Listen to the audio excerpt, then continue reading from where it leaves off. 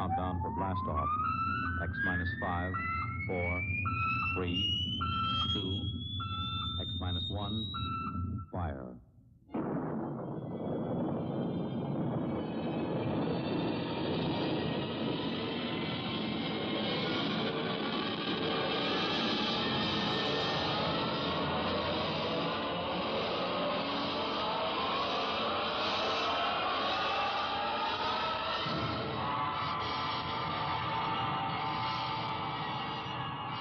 From the far horizons of the unknown come tales of new dimensions in time and space. These are stories of the future, adventures in which you'll live in a million, could be years, on 1,000 maybe worlds. The National Broadcasting Company, in cooperation with Galaxy's Science.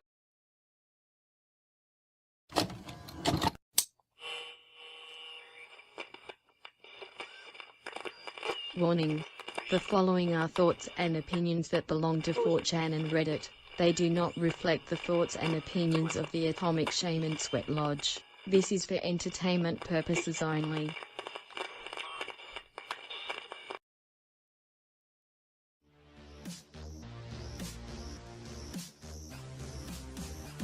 This story happened to my grandfather, who is now 93 years old, but at the time he was 14 years old and living on a farm.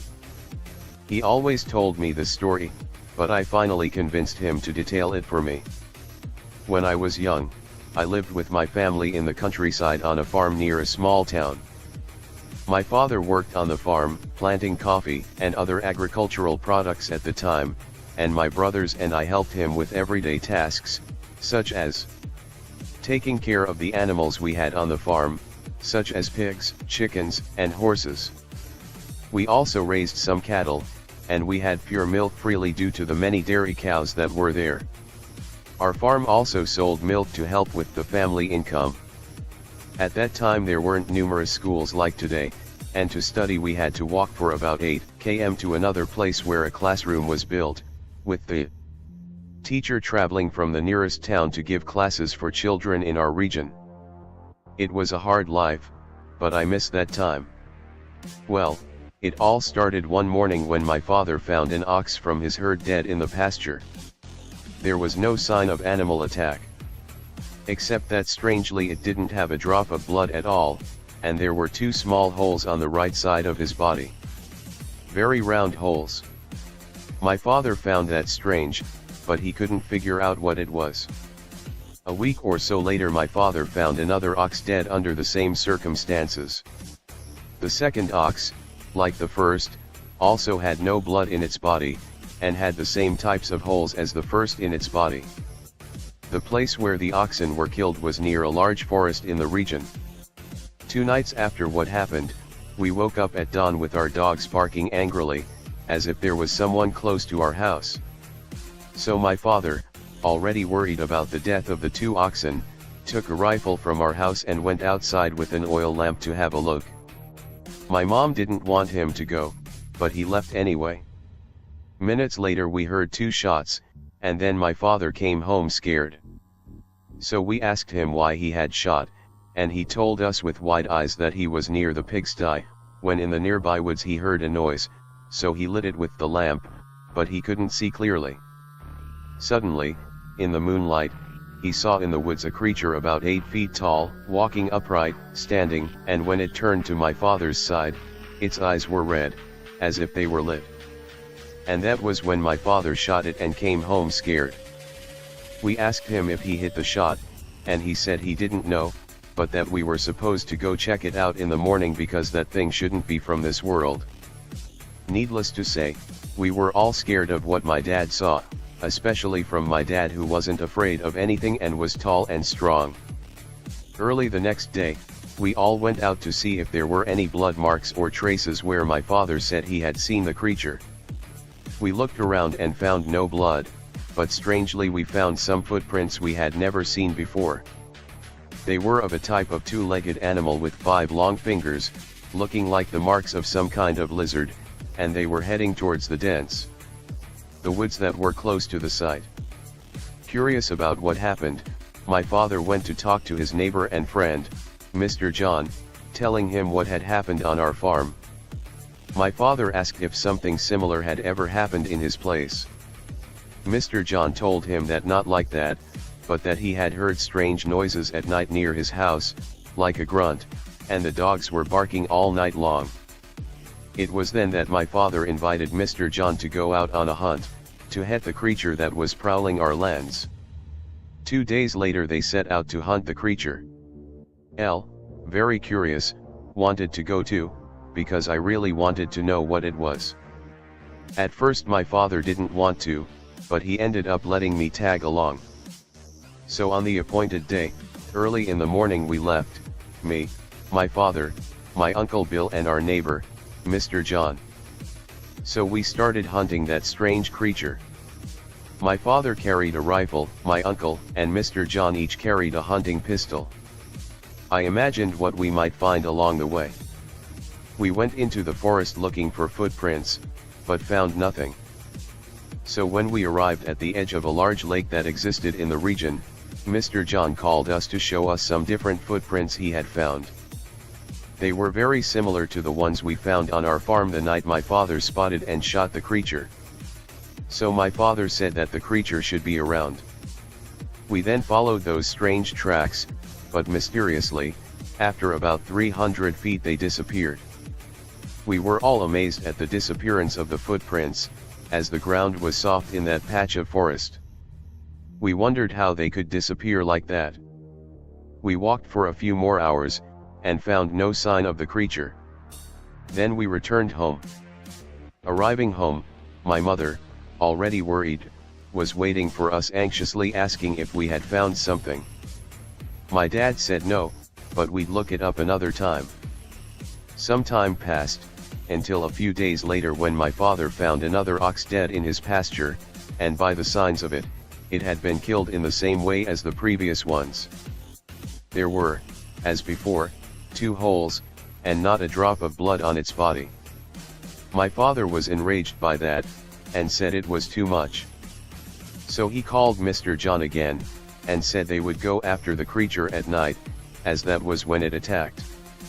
My mother, knowing that, didn't want to let him go, but my father was stubborn. He said that it was decided, and that he was going to solve that problem because he didn't want to see his animals dead anymore. So early in the evening the next day, we all got together and went after the strange creature that was attacking our cattle. As before, my father, Mr. John and my uncle took their weapons. My father and Mr. John each carried a torch, and my uncle and I an oil lamp. We went into the forest and stayed in the nearest area. As he attacked at night, my father figured it shouldn't be far. As we walked, we kept trying to look for tracks, but we didn't find them due to the darkness and the little lighting we had available. Arriving in a clearing at a certain point in the forest, my father decided to take a break and build a fire. It must have been about 10 o'clock at night or so. So we stayed there talking for a while, and always looking around. It was a night with a full moon, but with some clouds, with the moonlight illuminating the darkness of the night a little. I believe we stayed there for about an hour and a half, talking. After resting, we went back to walking, and headed towards a small river that crossed that part of the forest. There we began to look for more traces, until in a certain part of the bank my father called us to show us something. They were the same footprints we had seen before, and they were recent. So the creature should be around. We followed the footprints, which entered the forest, but as before, they mysteriously disappeared. My father was angry about that, as it was the second time we lost track of it. So he decided that we should go in the direction the footprints were going. We continued through the woods for a long time, until in a certain place we began to hear sounds of the bushes moving and sticks breaking as if someone or something was moving. It wasn't that close, but it indicated something. We headed in that direction where we had heard the noises. As we approached, the noise ceased. So we were looking around, looking for clues to something, but we didn't see anything except Mr. John and my uncle who found broken tree branches and crushed weeds, indicating that something had been there. My father then prepared his rifle and the others drew their pistols. We stayed for a few minutes in that place in silence, looking for something or some sound that would draw our attention. Then a few minutes later we heard a noise coming from the woods just ahead. We went there carefully. I was already in a cold sweat from all that dread I felt at that moment. We went through the forest, along a very precarious type of trail that existed there. Ahead, there were many more trees than where we were, and the darkness was increasing due to the poor light from the moon. At that point in the woods, on the right side of the trail, we heard a noise of twigs breaking, and then a kind of grunt. I got goosebumps all over. We then slowly took a few more steps, very slowly and carefully towards the sounds. It was when looking into the darkness of the forest with the help of torches and lamps, just a few feet ahead, we saw it. His eyes were red, looking like lit fires. It looked like a type of two-legged lizard, and was approximately 8 feet tall. His body looked like an alligator, only smoother, looking damp. Its hands or paws had huge claws, and its teeth looked like those of dinosaurs from the movies, pointy and sharp. When we came across the creature, it stared at us and let out a roar so loud I was almost deaf.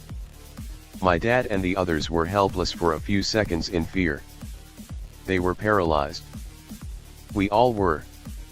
When my father managed to react and point the rifle at the creature, it turned and took a leap so big it looked like it had springs in its feet, disappearing into the woods. My father, my uncle, and Mr. John shot several times towards the creature, but they certainly missed, because with the speed that it disappeared, it wouldn't be possible to hit it. We didn't speak for a while, and I started to cry. It's a little embarrassing, but I couldn't help it. So my father immediately ordered us to go home, as according to him and his beliefs, it wasn't of this world. We quickly returned home, all panicked. The scene was so terrifying, that even Mr. John spent the rest of the night at our home afraid to return to his place, fearing he would run into that creature along the way. We told our mother what had happened, and that she was appalled by the report. We all commented around the region about what had happened, and some did not believe it, and others had the most diverse theories, saying that it could even be the devil that was in the forest. After a few weeks, another dead ox was found in our pasture, and some time later another one on Mr. John's farm. But my father never wanted to go after the creature again. He just looked at what had happened, and lowered his head, swaying from side to side. On other nights in the distance, we heard that same roar coming from the forest, and we wondered that it must be the strange creature that was there. A few months later we didn't hear anything else. No more dead animals and strange noises at night. So we figured the creature must have left, perhaps looking for another place to inhabit. My father and Mr. John avoided talking about what had happened. My uncle did the same. I believe I was the most affected by it all. I had nightmares for several months, and I panicked to even get close to the forest. I always tell this story to anyone who wants to hear it, because it was something real that happened in my life, and I can't just erase it from my mind. Be me. Used to live in Florida. Had this guy near me who used to live in a farmhouse. This farmhouse was at the back of a field near me. I will just call him A. I lived in a wooded area next to a creek. This creek ran past both houses. Area was rural as fuck. Nearest store was like 10 miles from us. Barely anyone around. Nowhere to even really go or anything to do without driving for miles. This guy A had been best friends with my roommate for a long while. They ended up having a falling out when they were younger though. Here is where it gets worse. A's sister had been missing for many years now. Both his parents had already passed. There were some pretty strange rumors about him. There was talk in the local community that A had actually killed his sister. Bear in mind this area probably has around 50 to 100 people tops. And it seemed like near everyone here thought this to be the case. Which was fucking odd to say the least.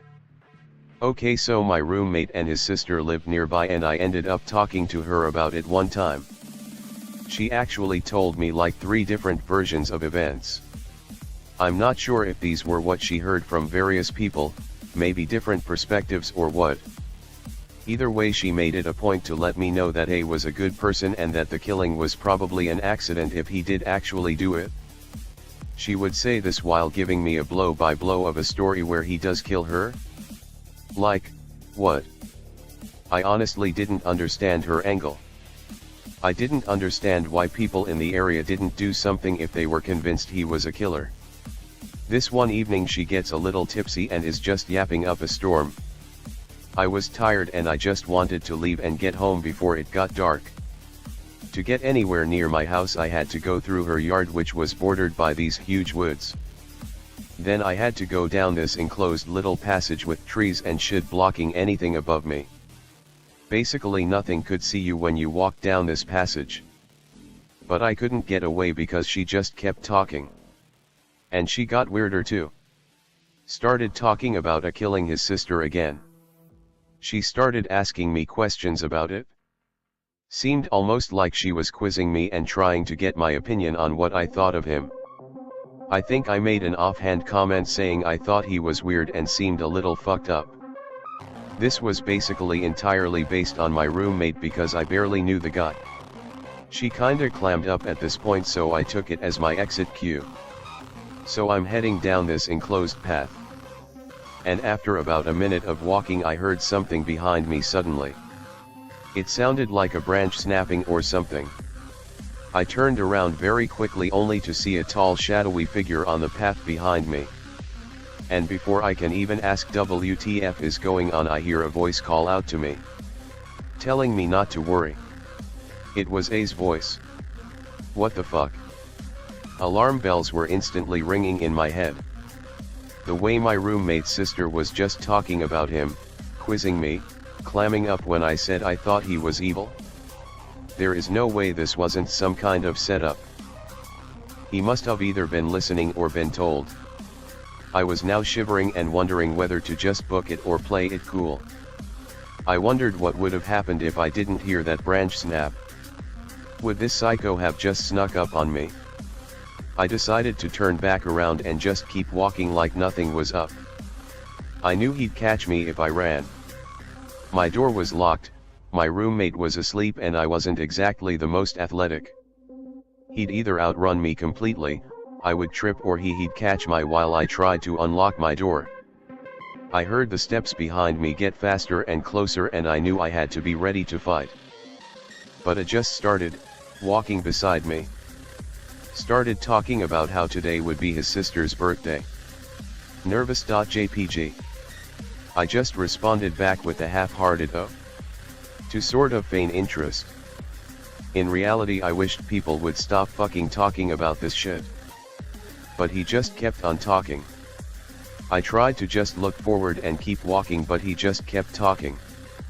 Started telling me how his sister just ran away from home one day and never came back. Sounded like he was trying to convince himself as well as me. I think he was considering whether to fucking kill me or not. Probably based on my reactions. We finally got out of the path, but he made no sign of leaving. Instead of opening the door with my keys, I banged on the door for my roommate to wake up. He came to the door and looked stunned when he saw it. If I'm honest, he looked a little scared too.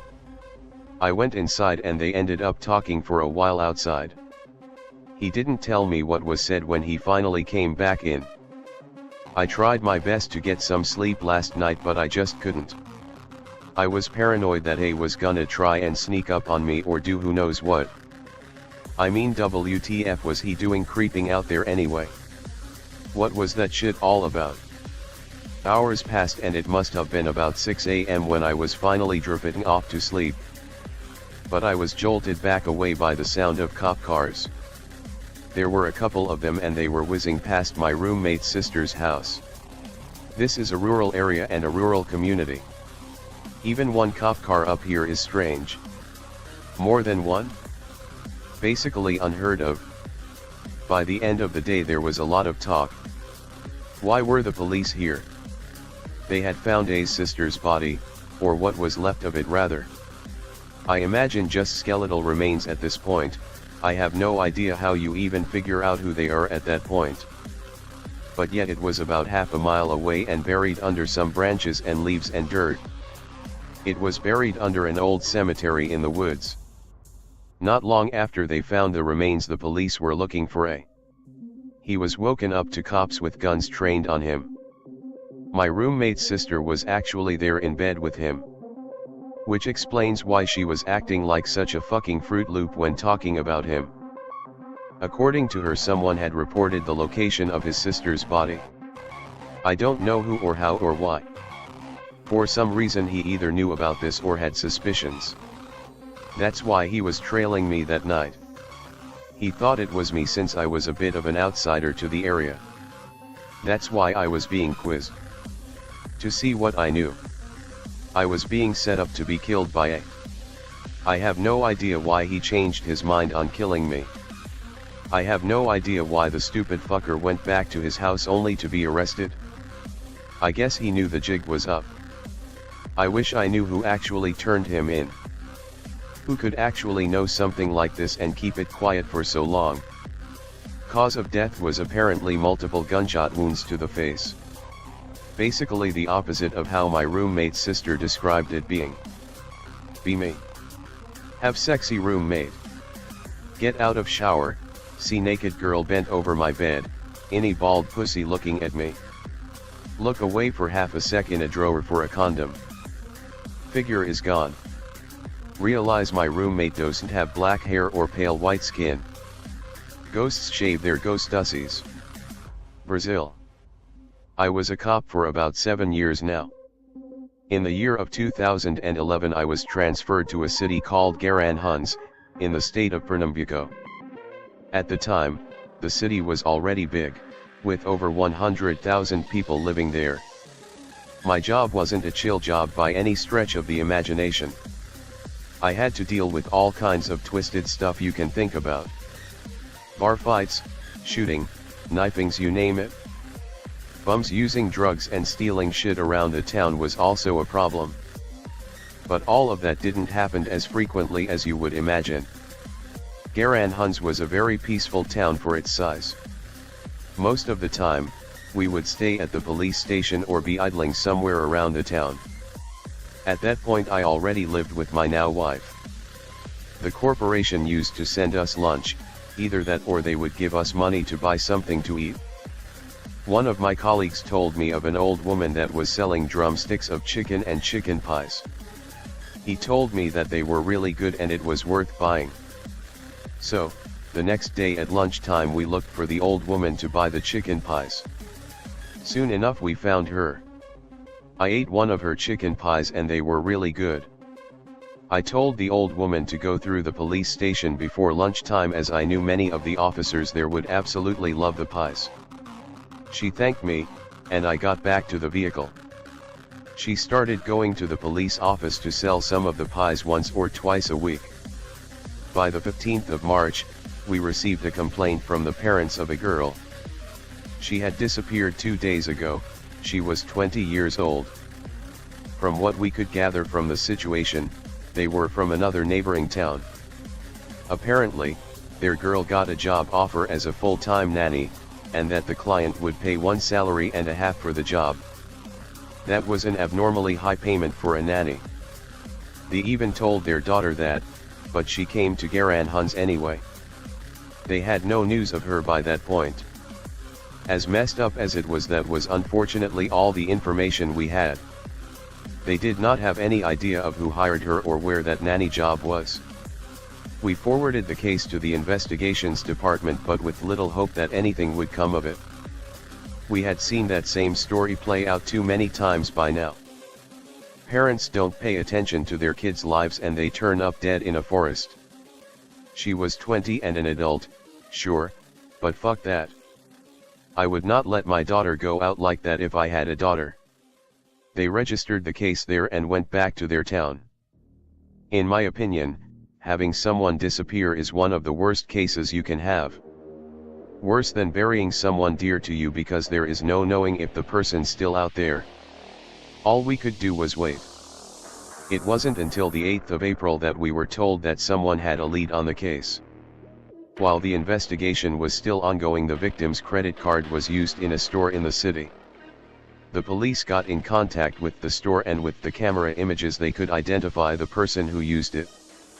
There was a man and a woman at the store. The woman was not identified, but the man was. The man was called George, and he lived not too far away from the police station. On April 11th, just 3 days later, we got a mandate for searching and apprehension in George's house. We went there. My heart sank when I saw that the old lady who sold us the chicken pies lived there. 3 people were taken to the police station. A 5-year-old child was with them and had to tag along since he had no other family to watch him. George was 50. His wife Isabel was 52. There was also another woman called Jessica. She was just 18. Isabel was the old lady that used to sell chicken pies for us. We decided to interrogate Isabel first, as was procedure. She looked to be under a lot of stress. I didn't think she was involved, so thought it would be over quick. They actually had found a used credit card in George's stuff. As the interrogator began talking to her, she began to stutter on her words. I was listening to the interrogation, but I wasn't at the room. It was a surprise to me when she stopped talking and started to cry. The following sentences were taken straight from the audio file of that interrogation. So, you did see Alexandra Falco? Yes. Where? On a bus. So you talked to her, but did you know her? Yes, I mean, no. What do you mean? We talked about a job offer. A job offer?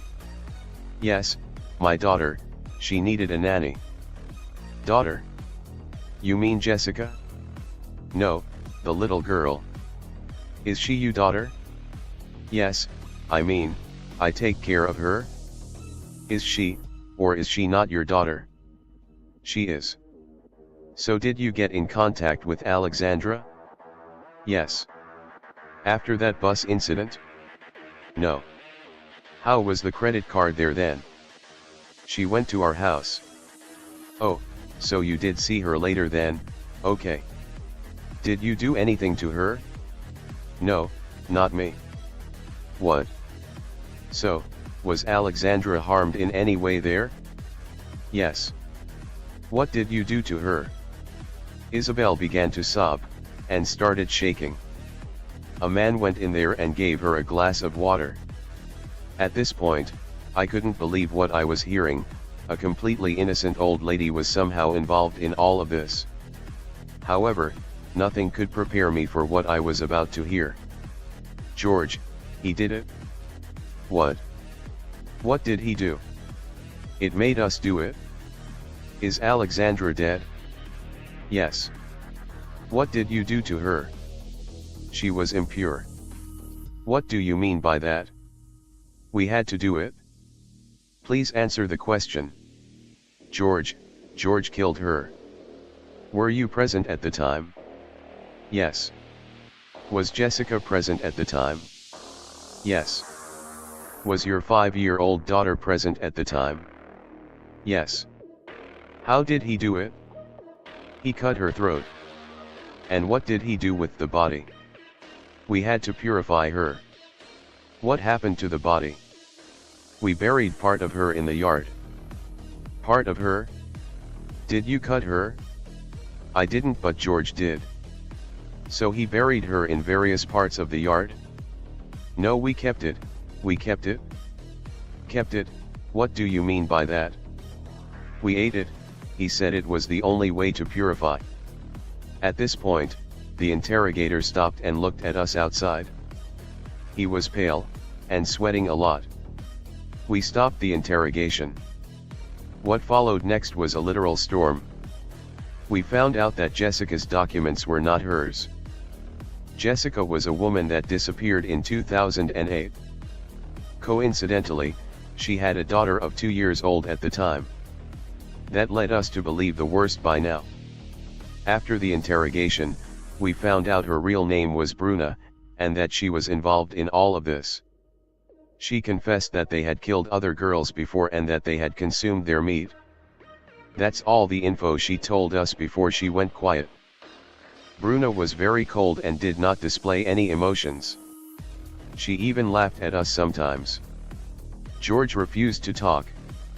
When we mentioned that his wife Isabella told us everything, he said that she was senile. When we mentioned Bruna, he did not answer. They were kept in jail, and the next day, Isabella was interrogated again. This time, the interrogator wanted to know more about what happened and where exactly the bodies were. This time, it was like Isabella was another person.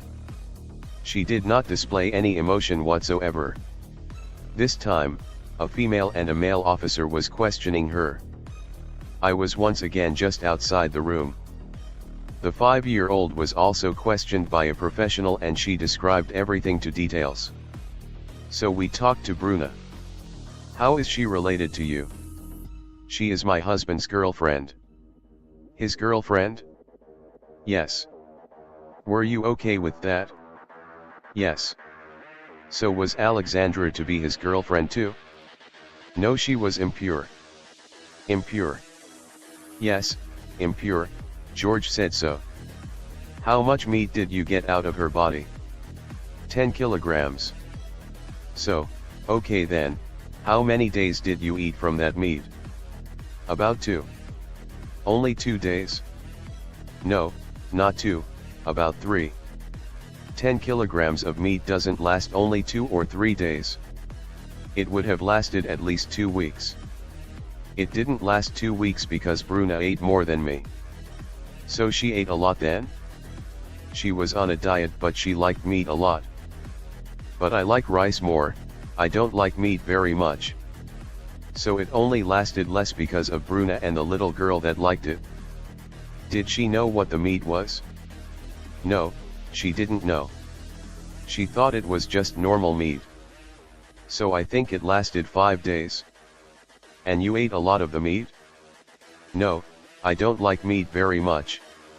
So, it was all of the others that ate it? Yes, the little one ate a lot of the meat. So, how did she know about the people getting killed? I believe she saw everything, all of the procedures. Okay, so you ate the parts of the girls. Which parts did you eat? Normal pieces, like liver, and normal parts of the body. Did you eat her heart as well? No. Are you sure? Yes. Didn't you feel any remorse for doing all this? Yes. But you still ate either way. You used that meat to make the pies, didn't you? At this time I was selling peanuts. But you were also selling pies at that time, weren't you? Yes, but I was selling peanuts. But Bruna said you used the meat to make the pies. That was a lie, Bruna did not say that. He told her that to make her speak. But these were made for our home. So for you to eat? Yes. And how would you differentiate the ones you would sell from the ones you would eat? Because I was selling peanuts. That's a lie, you were selling pies, I saw you selling pies here. I know I sold to you once, I think. So, you used her meat as filling for the pies, right? Yes, I used it. Okay, and you did the pie? Yes. And sold them? Yes. So why don't you confess then? But I sell peanuts. Yes, you sell peanuts, you sell coconut candy, and you sell pies. And you made the filling with the girl's meat, and made other people eat it. So why don't you just fucking confess? As she remained silent, the female interrogator left the room. The other interrogator then continued. Tell me something, the pies you sold here, they were made with the meat of which one of the girls? On the second. Was it Alexandra? Yes. And where else did you sell those pies? Everywhere, even at the hospital, but it was only that time, the rest was peanuts. And I used only a little of meat, it was more sauce. After I heard that, I went to the bathroom and vomited. I remembered the pieces of meat that there were in the pies. Now I wanted to kill that woman. It was clear for me now that they were 3 cold-blooded killers. They lured 2 other women and killed them in the same way. The first one to die was Jessica in 2008. She was living on the streets, and they lured her, killed her, and took her daughter. Then 2 more had died that year. As the population became aware of the case, and the press started reporting on it, the population got angry and burned their house down. All of them refused to go outside, since there was a constant angry mob at the door of the police station. The one person that showed us where the bodies were, was the kid. We had to take the little girl there, and she pointed where in the yard the corpses were buried. An investigation was opened on George, and they found a very disturbing thing. George graduated in physical education and was by no means illiterate. He was under license since he was having alleged problems with schizophrenia. They also found one thing, a book, in which he wrote about a lot of things. The book was to be a fictional work, but it seemed like it was not fictional since it described a very disturbing scene. The following texts were taken straight from his book. Notice that he changed their names in the book, Isabel to Belle and Bruna to Christina. We returned to live in Olinda, Pernambuco. With the money we had, we managed to buy a house there. It was a simple neighborhood in the city. Christina had returned to live with us. I made a small living room, and there I had coffee every morning with Belle and Christina. I stopped attending psychiatric clinics and taking my medication.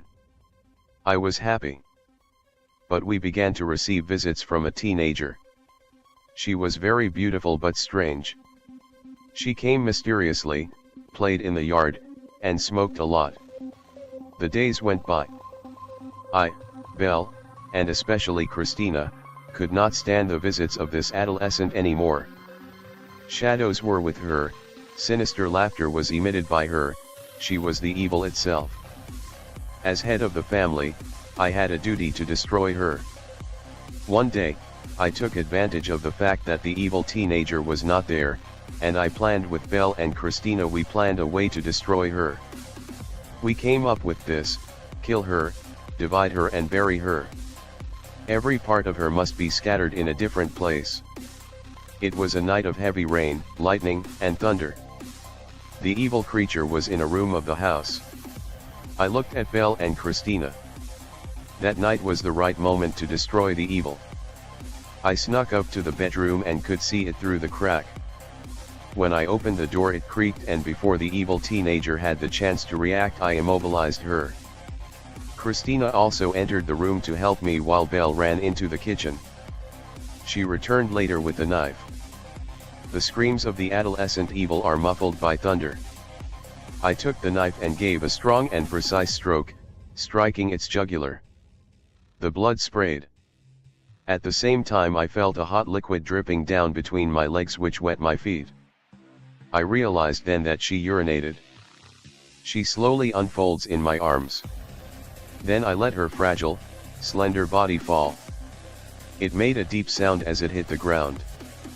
I saw that body on the floor. Christina suspected that she was still alive. I take a rope, make a gallows, and place it on the neck of the body. I drag her myself into the bathroom and turn on the shower for the rest of the blood to flow down the drain. As I look at the already dead body of the evil teenager, I feel relief. I took a sheet and began to remove all of its skin, and soon after, I divided it. I, Belle and Christina fed on the flesh of evil as if it were a purification ritual. The rest I buried in our backyard, each part in a different place. The police traced this book because in 2011 he tried to publish it as a book named Revelations of a Schizophrenic. At this point, they interrogated George again, and this time, he spoke. "So George, we found your book." "I see. It's really well written." "Thank you. So, in it, is this girl you mentioned, Jessica?" "Yes, but I didn't do it, I don't remember doing it. You don't remember, but you did it? Yes. So, this is all real? Yes. How come don't you remember then? I have flashes. I never killed anyone, I always respected life. I see. Then it was as described here? The voices, they made me do it? Voices. Yes, from the cartel. Cartel. As in the drug cartel? No, the voices. So, you did the same to the other two girls? I have, but I don't remember. I am speaking the truth. And why eat their meat? Why chop them in pieces? It's the four elements and the fifth element. Water and earth are the legs, air and fire that are the arms. And the fifth element, that is God. It's a purification system that the voices tell me. And what does it have to do with the killing? To bury each part, and each part be blessed. Did you feel any pleasure while doing it? No, I felt pain and sadness. Why did you eat their meat? It was a purification system. Tell me more about the cartel. They are the voices. Who are they? The interrogator stopped there, noticing he wouldn't talk anymore. Other things happened then. It was noticed by the psychological evaluation, that all of them were very cold, and that George wasn't as insane as he wanted to make himself seem. Another search was made in what was left of the house and many candles were found. A notebook was also found. It was Bruna's diary. In it, she detailed all of the murders as well as her everyday life with Isabel and George. She detailed times that George would also disappear for days and then reappear. Some papers written in English were also found in the house. They were handwritten but also burned, so there was no way of reading more than a few words on it. It was then that George's brother looked for the police, saying he was being threatened by someone. He was offered police protection the next day but he refused. He did not say why. Both Isabel and Bruna were giving mixed answers about the cartel. They said that they either did not know about it or never heard about it. This was definitely a lie. Also, butchering a human being is not an easy task, and we were starting to become suspicious that someone taught him how to do it. In the middle of the investigation we received an order from higher up. The case was to be closed as they had more than enough evidence for a conviction. To me that was bullshit. There was still a lot we didn't know. In the end you can believe in the official story or on my theory. The official story says he is just a crazy psycho. My theory is that there is a kind of cult out there. This cartel thing he talked about. He tried to seem crazy, like he was just hearing voices. But I think he slipped up. We don't know about it and there are people hiding it from us. I don't even think it's a Brazilian thing. I think it runs much deeper than that. Think about how many people disappear around the world every day. It's not a stretch of the imagination thinking that there is something like that out there. Either way, I asked to be transferred soon after. Be me in college. Managed to snag 8.5/10 certified hottie. Thought I was the luckiest man alive. Girlfriend was really into her jet black cat named Yin. Yin was very protective of his cat mom but it was not a big deal. Girlfriend has to leave town for 3 days for job training exercise. Asks if I can stay at her apartment and cat sit Yin. We lived in separate apartments because my lease doesn't allow pets. Anyway. Agree to watch cat. Spend the first day with Yin and we become brothers. Wake up in the middle of the night on the second night for no reason. See cat bro on the dresser staring at me intently. Cat bro winks at me. Kind of weird but I wink back and go back to sleep. Third morning head out for class. Feel a bump as I'm backing my sedan out of the carport. Get out to check. See remains of a black cat smeared under my car. Check remains for ID collar. Fuck me, it's my cat bro Yin. Grab a shoebox and scrape remains into it. Late for class after giving cat bro a warrior's burial in the park. I would have informed my girlfriend, but this was back when phone calls cost minutes and long distance was ridiculously expensive. Anyway. Girlfriend will be back before class is over. Go get flowers and Hallmark card for girlfriend to break the bad news to her. Arrive at her place and buzz myself in. Offer her flowers and prepare to apologize for killing her cat baby. She sees flowers and smiles. Before I utter a word, I feel a familiar rub against my leg. Look down. See Yin looking up at me. Cat bro winks. Break up with my girlfriend right then and there. No explanation, I just dip the fuck out of there. Don't bother to get any of my junk. Delete her phone number and change mine. Never see or hear from her again. Got this story from this retard I once knew. This guy was not the type of person to make shit up for attention, and he swore up and down this was true. Retard is out for a late night walk. Retard goes out for late night walks all the time, nothing unusual about this one. Then he passes by the local church around 3 a.m. Sees a dark and shadowy figure standing on the sidewalk, right in front of the church doors. The figure is partly transparent and feminine, dressed in the traditional dress of our country, but it's all black, pig related. He said that the bottom half was normal, but from the hips up the figure split in two. As in, two separate, distinct but identical upper bodies sprouted from its waist. They were of a woman as well. He said that it looked like the two upper bodies were trying to exist in the same space but were physically conflicting. Like when a video game spawns two separate meshes in the exact same place and they glitch out. The phantom just stood there spazzing out and was completely silent save for faint, indecipherable whispering. Retard said that the whispering seemed to have no source, almost like it was coming from within his own head. Retard moves to the other side of the street and avoids looking at the figure as he walks past. Did not get a good look at its face, but then and there it looked humanoid. Walks straight home. After that, he feels shook up and just goes to bed. I assume he just wanted to forget about whatever it was that he saw. Retard goes to sleep. Falls asleep no problem, but has a strange, foreboding dream that night. He said he had the distinctive feeling of popping into the dream as soon as he fell asleep. Wasn't like when falling asleep normally, where you fall asleep and the dream just sort of starts and you're strung along. He felt like this was premeditated, like he was being summoned or something. He finds himself in an averagely sized, featureless room. Murky white walls and evenly lit, despite there being no light source. He is sitting on a chair that looks like one of those cheap, plastic chairs you'd see in a communal area. There are rows of these chairs and Retard is sitting in the middle of the front row.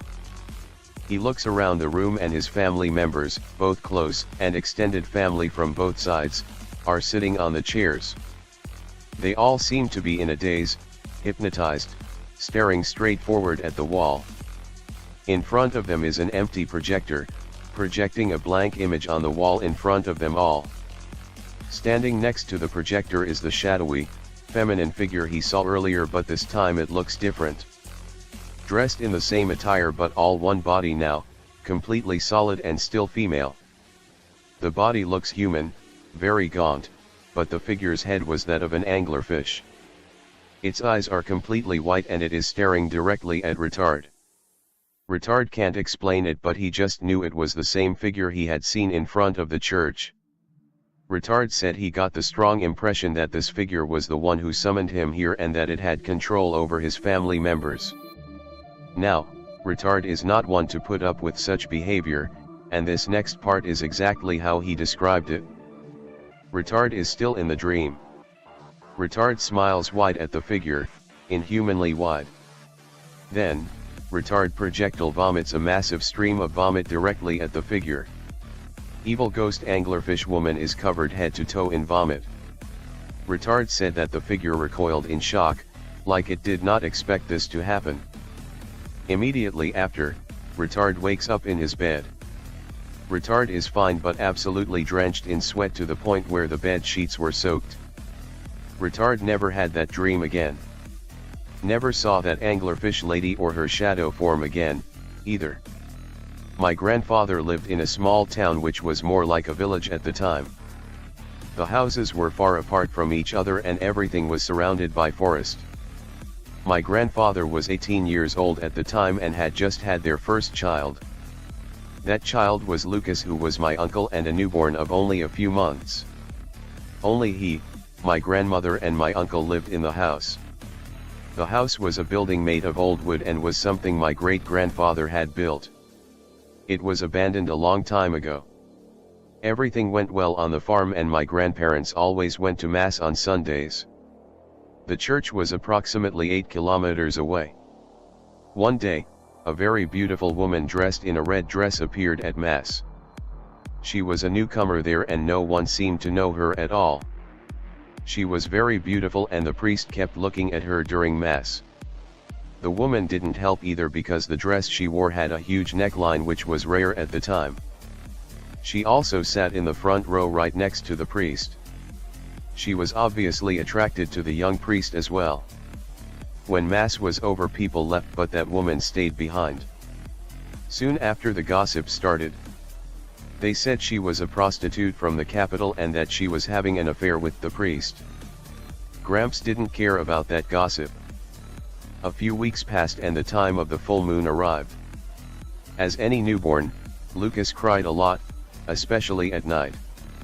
One night Lucas woke up crying and my grandfather went to take care of him. As he nursed him, he heard the clatter of horse hooves outside the house, near Lucas's room. The noise started to get louder but as soon as it came it was gone, as if that animal was now leaving. Until then, he had no suspicion that this was anything unusual, as both he and some of the neighbors had animals. So, as soon as Lucas calmed down, he went into the kitchen to get some water. Once there, he saw through the kitchen window a light moving quickly through the undergrowth. It was heading towards the top of the hill of banana trees. A hill completely surrounded by a dense patch of banana trees. He was a little surprised but there wasn't much he could do. The next day the farm animals were acting strange. He discovered that some chickens, piglets, and 2 calves were gone. Grandpa connected the dots and thought that light he had seen the day before was a bandit fleeing through the woods with the animals. A few days later, some neighbors came to talk to my grandfather and told him that some of their farm animals' cubs had also disappeared. He told the neighbors what he had seen that night. The neighborhood then set up a kind of night watchman to watch the farms. It would be a person armed with a shotgun and a machete mounted on a horse who would be patrolling the roads. The neighbors would take turns in that position. The watch began when the full moon ended, and similarly, the robberies stopped. 2 weeks later, the neighborhood calmed down, but the neighborhood decided not to stop with the night watch. As soon as the full moon returned, animal thefts, specifically baby animals, started again. It was a Thursday when my grandfather was on the lookout again. He was on horseback on a dirt road when he saw in the distance the woman in red crossing the road and heading into the undergrowth. He didn't think that was strange. He thought that maybe she lived nearby. He didn't even notice the fact that the woman was wearing the same red dress as usual. Time passed and the disappearances of animals continued to happen, always at the time of the full moon. The sightings of the woman in red also continued, especially near my grandfather's house. One day, my grandfather was explaining the situation to his wife, and that's when she said he should find a way to follow her because he heard horse footsteps at night every time the baby cried. He said they were louder on nights when the full moon was out. She thought it might be something wanting to take the baby since the baby animals were also being taken. So on a full moon night, armed with a machete, my grandfather hid in the bushes near the road that led to his house. At a certain point the woman appeared and continued walking towards the hill of the banana trees. He followed her stealthily and since it was a full moon he didn't need any lamps to see. Then they reached the top of the hill which was a clearing. He watched her through the trees as she walked to the center of the clearing. She started to dig something up and he soon realized it was a machete. She grabbed her hair and lifted her neck, then used the machete in her other hand to rip her own head off. Her body then bent down and she put her head into the hole where the machete was buried and covered it with earth. With that, the body was engulfed in flames and transformed into the body of a huge reddish horse. But where the head should be there were only flames. She neighed and made a terrible noise. Then she began to gallop through the woods. My grandfather was silent until he stopped hearing the noise of hooves and neighs. When he was sure she was far away, he went to the center of the clearing. In the center of the clearing, he dug until he unearthed the woman's head. Her head was bloodied and her eyes were closed. Not knowing what to do, he took out his machete and pierced her head with it. At that moment, he heard a frightening scream. He dropped the head and the machete there and started running. He could hear the gallops and neighs of that thing getting closer and closer to him. The creature was heading towards the clearing. He managed to get home and close the door. As soon as he entered the house, he yelled for his wife to take the child and go to the center of the house. The center of the house had no windows, so they would be hidden. The three of them were silent in the dark. Until around 5:30 in the morning, they started to hear that infernal neigh approaching the house. The creature then came close to the house and started kicking at the door. The fire in its head penetrated through the cracks in the wood as the creature grew more and more desperate. The wood began to catch fire as they prayed that the sun would rise soon. Luckily, the sun rose, and the creature outside went quiet. My grandparents came out the back of the house, which was now on fire. Unfortunately, there was no way for them to stop the fire in time and the house burned down. They couldn't risk doing anything with a baby still in their care. In front of the house, there was a large pile of ash where the creature was. This story happened to my grandfather in the 1950s and he recounted it to me. Watching TV with girlfriend and having drinks. She starts staring up at a corner of the room. That fucker. I hate him. He's watching us. Pointing to the top of a bookshelf. Keeps repeating how she hates that fucker, he's staring at us. Ask her what the fuck is she talking about. Tells me the Hat Man has come back and she hates him. She's been seeing him her whole life. Start looking up the term, find pic related, read other testimonials. That's him. He's on the bookshelf staring at us. Consult ex-sister-in-law who's into occult shit what to do. Place a mirror facing out in a window, a line of salt at the front door, smudge the house, move the bookshelf. Seems to solve the issue until we're living in a new place. She's done it again twice now. Schizo girlfriend really freaks me out sometimes.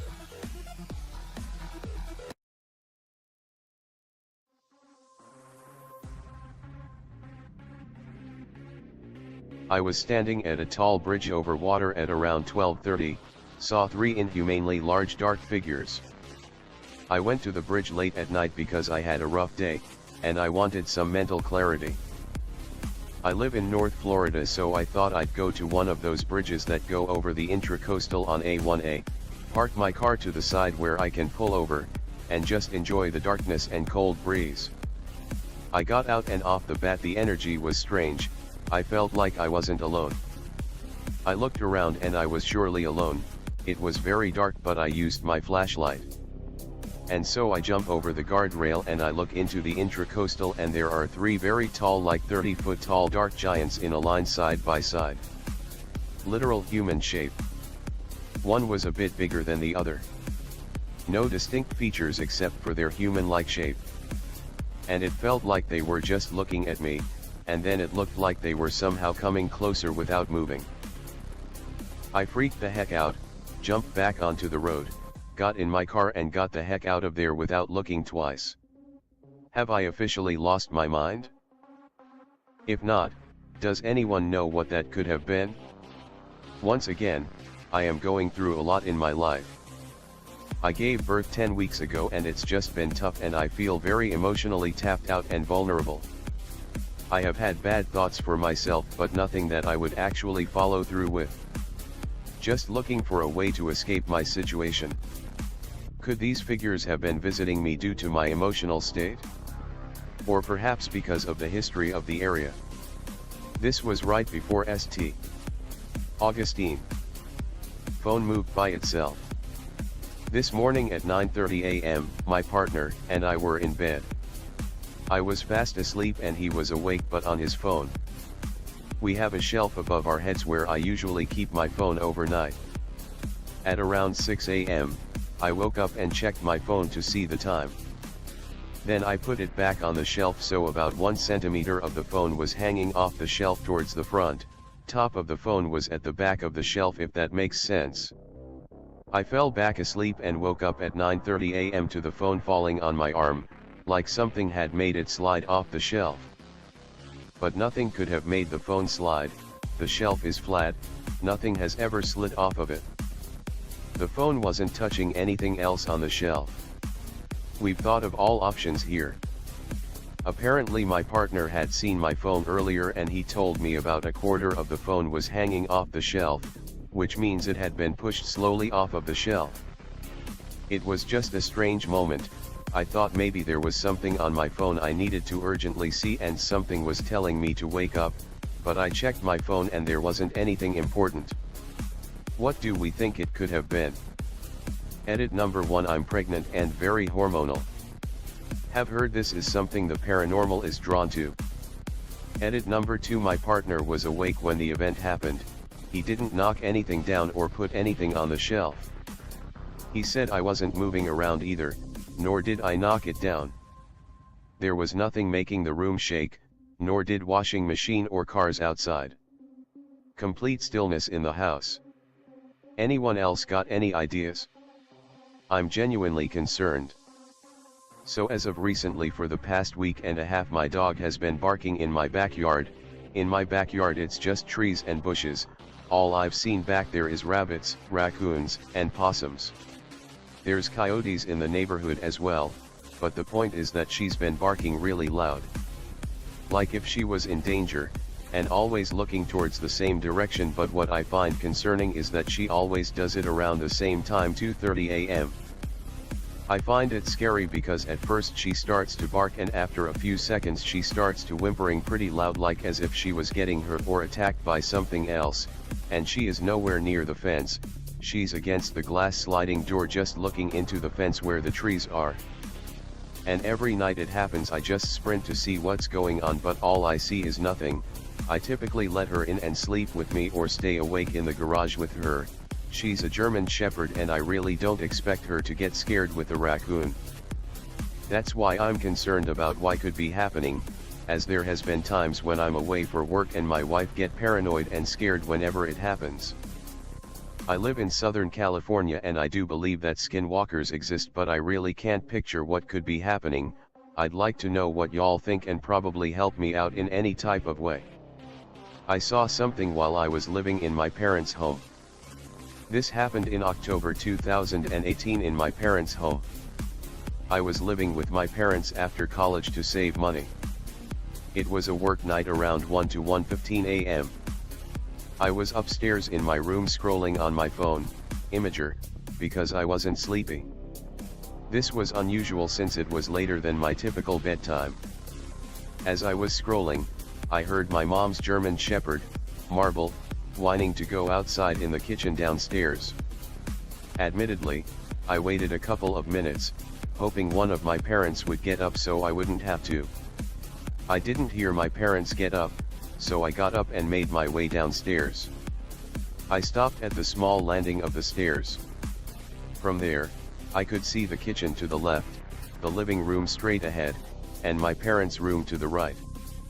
I looked towards the kitchen, where Marble was still whining. But I couldn't see her. She was behind the kitchen island. That was a common place for Marble to go when she needed to go out, since it's near her water bowl and the sliding doors to the backyard. I took a few steps down to get closer and stopped. I loudly whispered, "Marble." Do you want to go outside? As soon as I finished, Marble instantly stopped whining. I heard her nails tapping on the kitchen tile floor as she walked out from behind the kitchen island. She walked along the back of the couch in the living room, towards the stairs, in my direction. I called out to her again, but she didn't look at me or pause. Her tail was straight down and her ears didn't move. Nothing. She continued to walk around the couch and passed in front of the stairs. I was irritated and said something like, "Marble, for real? Marble dash." But she continued straight towards my parents' room. I stood there for a few seconds, staring at my parents' door, dumbfounded, trying to understand what just happened. I looked to my left towards the sliding doors in the kitchen, still dumbfounded, when I suddenly noticed a green orb of light low to the floor, around ankle height, near the corner of the same couch Marble passed. It went around the corner just as Marble had. It went 1 foot forward in the same direction towards my parents' room, when it abruptly stopped in front of the stairs and made a direct line up the stairs towards me. I was shocked, confused, and scared. I didn't understand what I saw. I stood there frozen for what felt like minutes but was probably seconds. My adrenaline was rushing and my heart was beating quickly. All my hair stood up and I felt cold. I don't know if it was the adrenaline. I eventually turned around and slowly walked upstairs to my room. I stood in my doorframe, in disbelief looking towards the kitchen. I eventually went to bed with my lamp on. The next morning, as soon as I woke up, I rushed downstairs and dropped to the floor where I first saw the green light at the corner of the couch. I put my head to the floor to try to understand where the light could have originated. But I couldn't find an angle that would have allowed the light to move around the couch and up the stairs unobstructed, since the light was so low to the floor. My parents walked out of their room towards the kitchen and asked me what I was doing. I told my parents about Marble and that I saw something the previous night. My mom looked at me and quickly said, "Oh, the lights?" I was shocked. I asked, "The green lights?" She said the lights she sees are white and typically in the front of the house. That morning, my parents also told me that the previous family they rented to, they told my mom there was activity in the home and that it was a child's spirit in the house. My mom didn't have more information on what they experienced. The house was built in 2001. My parents bought it new and have always owned it. It's the home I grew up in and my parents still live there. Looking back, I thought the house always creaked and made noises, but I never thought much of it. I haven't seen anything again. But on the few occasions I house sit, I keep some of the lights on and tell the orb that I'm there. I attached the drawing of the floor plan. I don't know what to do. I genuinely feel like I'm losing my mind and am afraid to talk about this, but am posting in the off chance somebody could help me explain what's going on. Since October some odd things have happened in my home that I'm trying everything I can to figure out a logical explanation to, and I'm struggling, so maybe some of y'all can help me with this. The first thing that started was a pair of my mom's sunglasses falling on the floor. Sounds totally normal, but neither my mom or myself were anywhere near them at the time.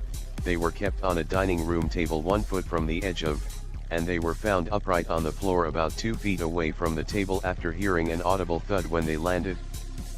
Neither one of us saw it happen. I was in the living room area and my mom was in the kitchen. Neither one of us were moving around. The next was a work award of my mother's falling on the floor. This one I feel like I can attribute to it leaning on the wall. I can see how something that was leaned against the wall could eventually simply fall over. What I'm struggling with is that, again, neither one of us was near it at the time, both of us seated in the living room area. There were also other items leaned against the wall right near it that did not fall. It was found close enough to where it was originally placed that I could see it being the fault of gravity. I just don't understand why it was only that item. It's also heavy as it is a plaque, whereas the other items nearby were much lighter, thus more susceptible to falling. Finally, the one that bothers me the most, the front door has begun frequently locking on its own. The last time it happened was this morning. I'm constantly trying to replicate it and failing every time. Every once in a while, randomly, my mom goes outside for something, and when she closes the door, be it gently or forcefully, it will lock behind her. I need to go to the door, turn the lock and physically unlock it to open the door. It is not an automatically locking door. If you're leaving the house, the only way to lock the door is using the key. I tried today closing it gently, it remained unlocked. Slamming it as hard as I could, unlocked. Just closing it normally without thought, unlocked. I had my mom do all of the same things I was to test the door, and it was the same for her, unlocked every time. Just these odd, random moments the door simply locks somehow on its own and needs to physically unlocked in order to open. I feel completely insane to the point where I'm shaking just typing this.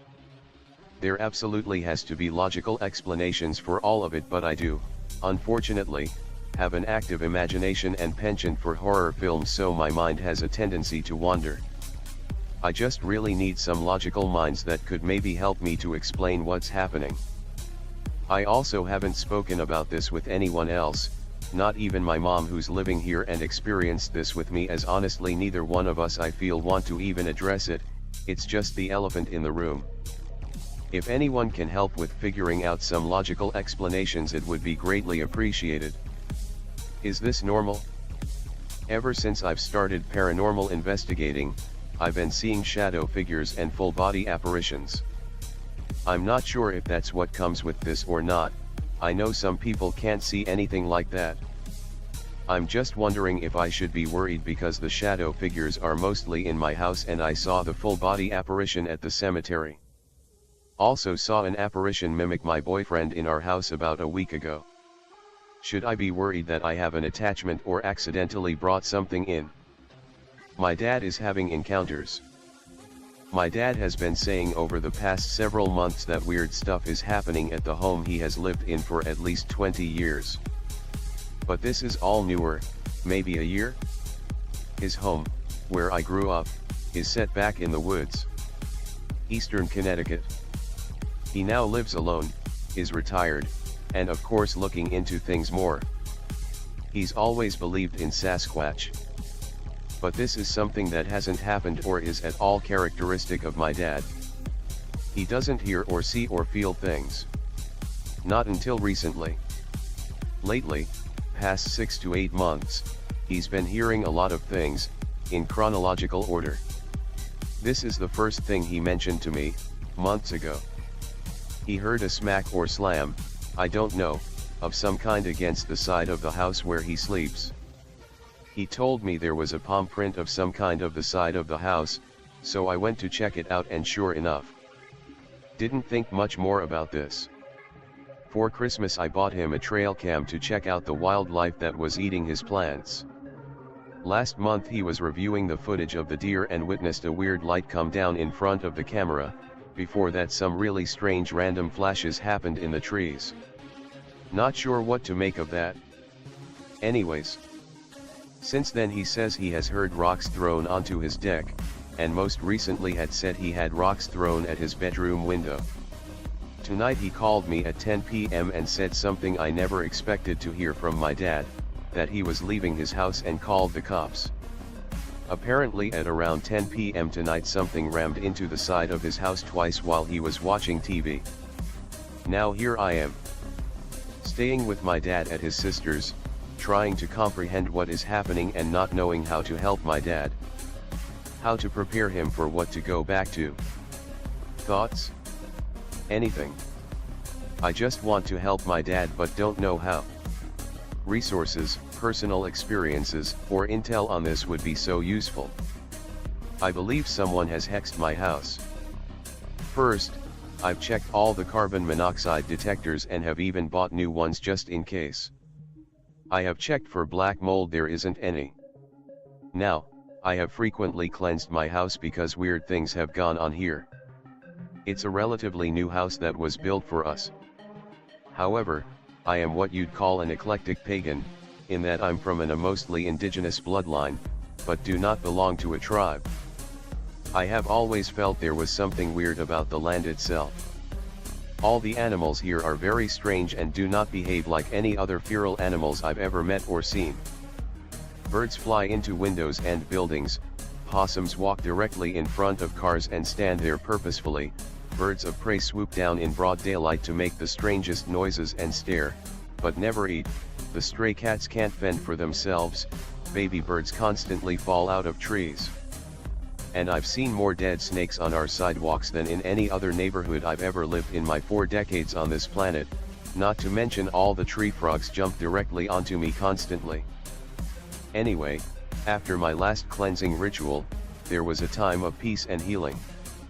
Admittedly, I went all out because I found a bunch of rotten decay in all the houseplants like something from a horror film, and every time we brought produce into the house, it would go bad nearly overnight, and even our wine in our wine fridge would sour, so I knew something was wrong. Some things would move on their own. There were whispering voices, strange shadows, and everyone kept getting ill but not actually sick. We all had extreme fatigue, brain fog, and the strangest bad luck where it seemed cartoonish. But the native ritual seemed to have worked. It's been 6 months and it's starting again, and I found rot outside.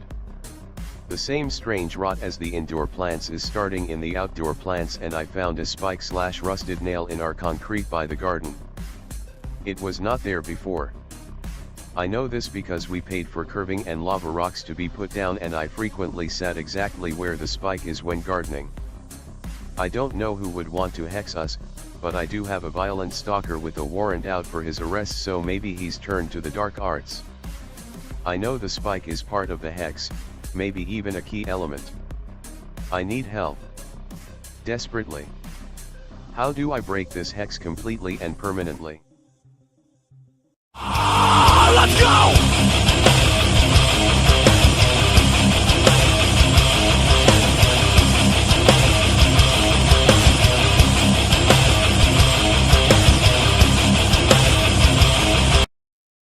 Are you a targeted individual? Have you had a paranormal encounter, or are the victim of an unregulated government experiment and would like to share your story with us? Would you like to send us some fan mail or a hate-filled rant? Do you have an idea for a future episode or wish to send a complaint to HR? Email us at atomicshamanSweatlodge@protonmail.com. Like, share, subscribe, and be sure to check the notification bell. Follow the Atomic Shaman on Twitter at Motel and RV Park. Listen to Paranormal Greentext stories on Atomic Shaman TTS on YouTube. Catch the live streams of Atomic Shaman Sweat Lodge only on Rumble.